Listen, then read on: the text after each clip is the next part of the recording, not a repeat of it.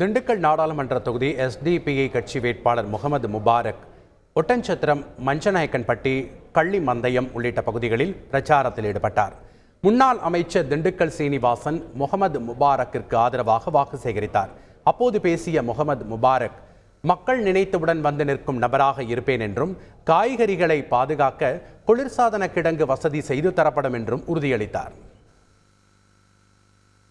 உங்களது உள்ளத்தில என்றென்றும் நிலைத்து வாழ்கிற ஒருவனாக, நீங்கள் நினைத்த உடனே உங்களை வந்து சந்திக்கிற ஒருவனாக நான் எப்பொழுதும் இருப்பேன் என்பதை இந்த தருணத்தில் உங்களிடத்திலே நான் உறுதி கூறுகிறேன்.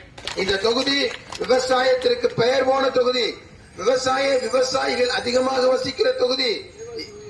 இங்கிருந்து உற்பத்தியாகிற அந்த காய்கறிகள் எல்லா இடங்களுக்கும் செல்லுகிறது. ஆனால் அதை பதப்படுத்தி வைக்கிற வசதிகள் இங்கே இல்லை.